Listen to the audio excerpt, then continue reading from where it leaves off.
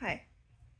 So last Monday morning, first thing, I heard that the approval had gone through for my new chemotherapy, and so suddenly I had to get blood work and see my oncologist, and get the medicine and get everything going for an infusion at Tuesday, like at 8 a.m. in the hospital, and then to be taking the pills. Like there's like take pills for 5 days and 2 days off and 5 more days. Do that starting Tuesday as well. So everyone's scrambling, including my friends, figuring out how they're going to help me to get there and everything. And in the hospital too, and everybody's scrambling. And I get there at 8 a.m. and the hospital, the VG hospital in Halifax it's not the best of Halifax's hospitals, and the VG building itself, the Victoria General building itself, is 138 years old, and it goes up to the 11th floor. The hospital elevators I come in, like when I enter the building, there's this other elevators, and they only go up like 5 floors. So I have to go to the VG elevators, as far as I knew, and none of the four were working. Usually there's one or two working, but this particular Tuesday morning there wasn't any. So I took the stairs, which is a lot harder than the last time I tried it.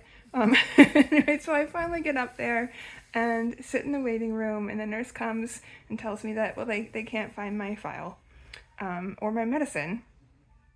And but so did I want to sit here in the waiting room, or did I want to sit in the chair?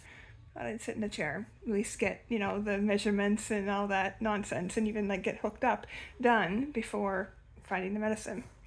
I'm glad I did that because it took nearly 2 hours to track down the medicine, an hour and a half to find the file, maybe. Like it was quite a waiting experience, but I had a beautiful view of Halifax Harbor in the distance on a beautiful morning. So at least I had that. I did have a moment of being sad and frustrated. Like I was a little bit. I don't know if I was definitely looked sad if I wasn't teary. And of course, in that moment, a nurse comes by, so I felt kind of bad for that because I had been fine the rest of the time, and I was fine later. But there was this moment of like, wow, this is not great. Anyway, I had already taken the pill that morning, and I've taken it now 5 days. I'm not really sure how it's going because I had another complication in the middle, and so I don't know what is what. Wednesday evening, I felt like a hot cold feeling, and I think I probably might have taken my temperature if I hadn't gotten distracted. Ended up talking to a friend for 2.5 hours. So I guess that's the way my attention works. As soon as I got off the phone, I could feel again that I was still had that hot cold feeling. Took a temperature and saw that it was 38 degrees, 38.2. I mean, that's not a big deal for a normal person. It's a fever, but it's not that big a deal. When you're on chemotherapy, they give you this beautiful yellow card. I'm gonna flash it here. It's two-sided, tells you what to do.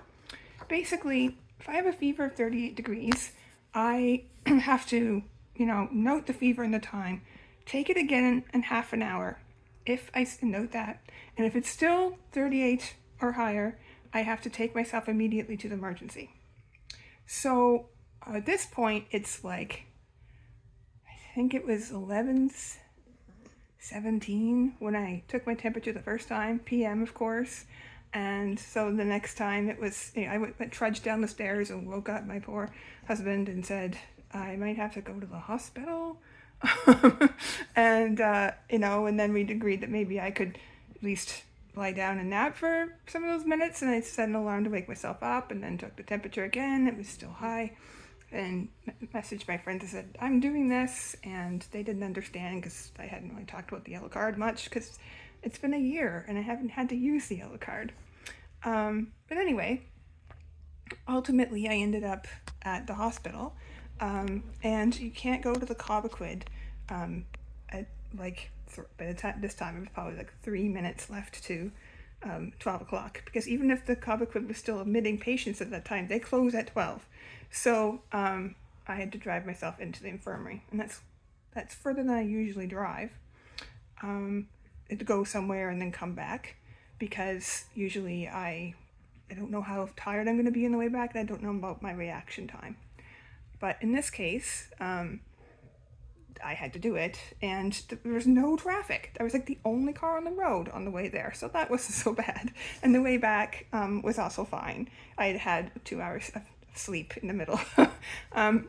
Anyway, when they got there, they did a bunch of blood tests, and the emergency in Halifax, things have changed there. Like, I had to do a metal detector, and I was so tired and maybe feverish that I couldn't remember why I would have a metal detector going off, and there didn't seem to be anything in my pockets. It was maybe half an hour later that it clued in that there's a metal rod and 5 screws in my left leg from last summer.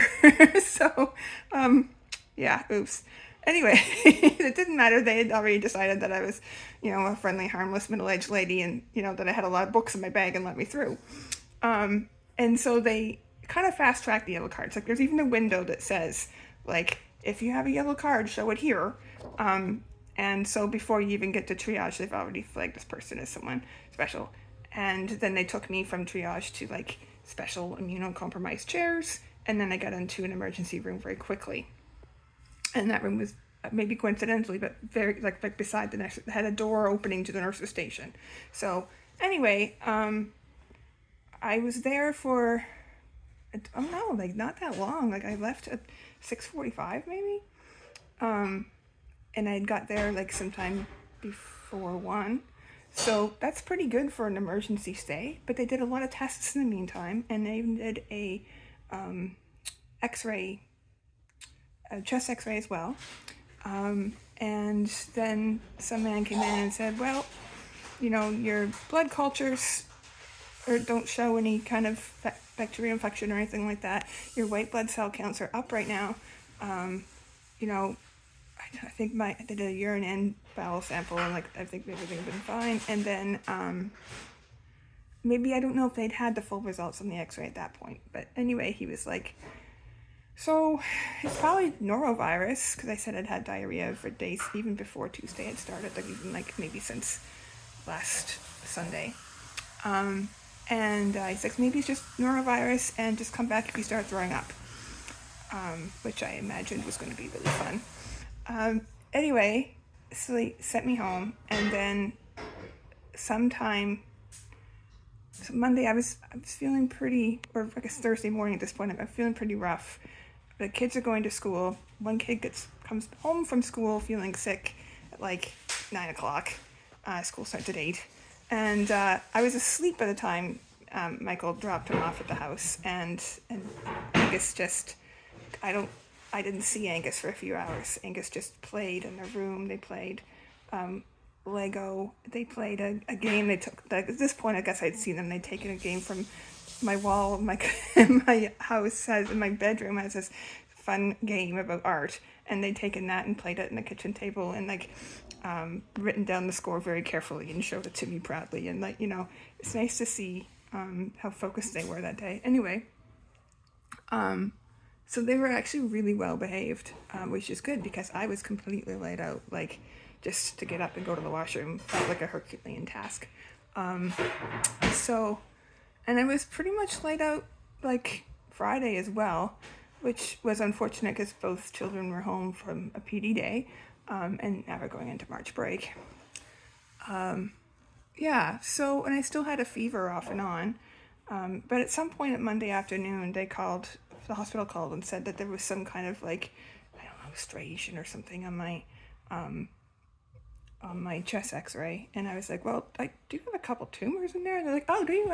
But that didn't seem to solve the issue. So they gave me an antibiotic, and so now I'm taking. At this point, I was taking the chemo pill and the antibiotic, and then my regular medication.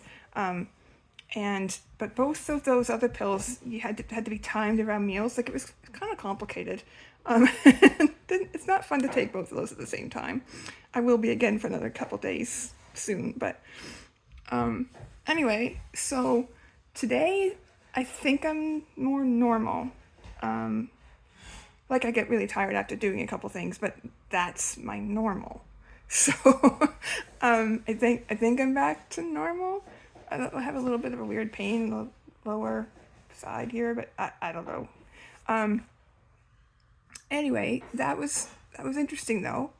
Um, so I don't know like if all of that. I think it was probably something extra, and so I don't really know exactly what my reaction is to this new chemotherapy. I'd say that the the infusion didn't seem to be much of a reaction at all. I just have to watch for all those risks of like blood clots and bleeding and all that stuff. And it seems to be fine so far. The pill, I seem to be having the same kind of reaction with muscles and stuff that I would have on the first day of the bottle or like of the regular chemo. And now like it's but for 5 days, right? And it's still having a little bit of that reaction, and this is a day without a pill. But I don't know like if I would have had any of the diarrhea or other discomfort that I had through this 2 days or 3, 4 days. I'm lost now. Or if it was all from like some kind of a virus or something. So I might not know until the next 5 days, which start on Tuesday, what that's like. So yeah. But I wanted to tell you what it's like to have a yellow card and to have to go to the hospital when you've only had a fever for half an hour.